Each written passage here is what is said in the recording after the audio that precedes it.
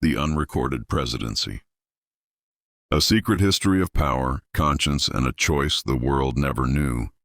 Artmore, the night after history ended. 2,500 words. The night the presidency ended, silence replaced applause.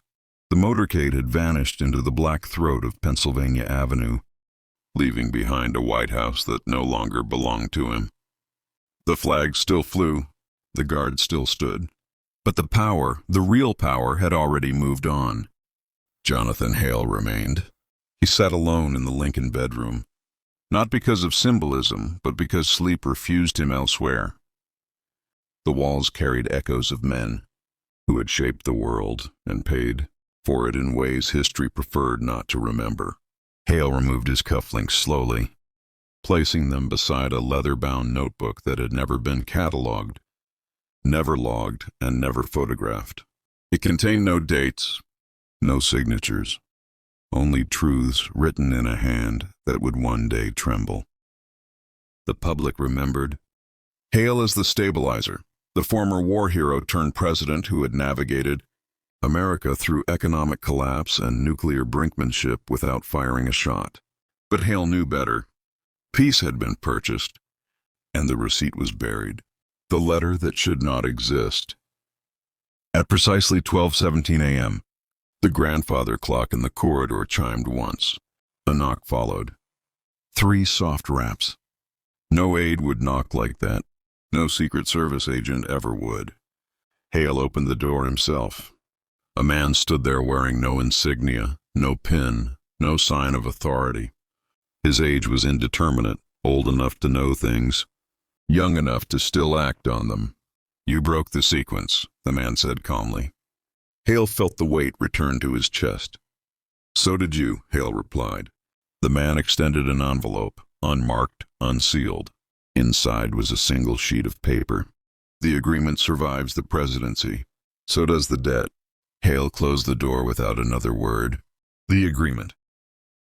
History books recorded that during Hale's second year in office, a sudden diplomatic breakthrough prevented a multi-nation war. The world applauded. Stock markets soared.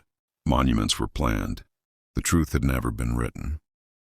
In a secure underground facility beneath a neutral country, 4 men and 1 woman had sat at a steel table with no flags and no cameras. Nuclear codes were not present. Instead, something far more dangerous was exchanged: permission. The agreement allowed certain borders to remain untouched in exchange for economic silence, intelligence erasure, and the disappearance of a single operation that could have changed global power forever. Hale had signed nothing, but he had agreed.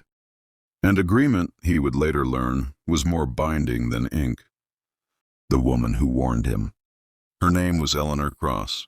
Officially, she had been a policy analyst. Unofficially, she was the only person in the room who had not been fooled by ceremony. "You're mistaking delay for peace," she told him that night. Hale remembered her words vividly now, years later. "History forgives violence," Eleanor had said. "It never forgives lies that pretend to be mercy." He had ignored her. She resigned 3 days later. Disappeared 6 months after that. The first regret. As dawn crept over Washington, Hale opened the notebook again. On the final page, he wrote a single sentence. "I was elected to lead a nation. I chose to manage the world." The phone rang. It was not connected to any public line. "Mr. President," the voice said, using the title like a warning. "It's time to finish what you started." Part 2, The Ghost Cabinet.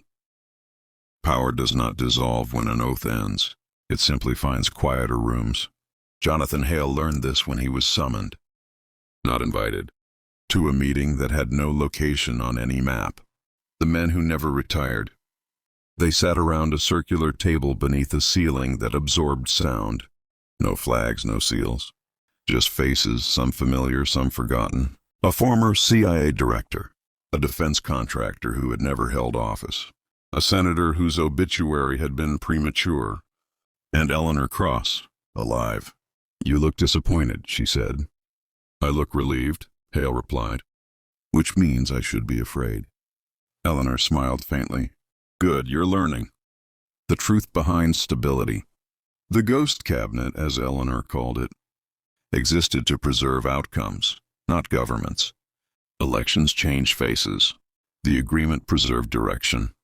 You were never meant to be the architect, Eleanor told Hale. You were meant to be the last human conscience in the room. And I failed. No, she said. You hesitated. That's worse to them. The hidden cost. Hale was shown documents he had never authorized. Entire economic collapses engineered to prevent others. Conflicts allowed to burn because their resolution threatened balance. Names erased, not assassinated, simply removed from relevance. This isn't America, Hale said. It's what America protects itself from becoming, someone replied. Hale stood. I won't be part of this anymore. Eleanor looked at him carefully. You already are, she said. The question is whether you'll finally write the ending. Part 3. The choice history feared. To expose the agreement would destabilize alliances, collapse markets, and possibly ignite wars that had been avoided only by silence. To protect it would require one final act of betrayal. Hale was offered a solution. A controlled leak. A manufactured villain. A narrative that preserved the lie while sacrificing a name. His own. The speech that was never broadcast. Hale recorded a message in a private studio. No network would air it. No archive would store it. It would be released only if the system attempted to erase him. He spoke calmly. I am not innocent, he said, but I am responsible. He named no names. He revealed no operations. He did something far more dangerous. He explained why. Eleanor's last stand. They'll bury this, Eleanor warned. Then let it be buried, Hale said. But let it exist. She nodded. For what it's worth, she said. You were the only one who ever asked if we should stop. Partiture. What history could not contain. Jonathan Hale died quietly 2 years later. Official cause, heart failure. Markets did not react. Governments issued polite statements. History moved on.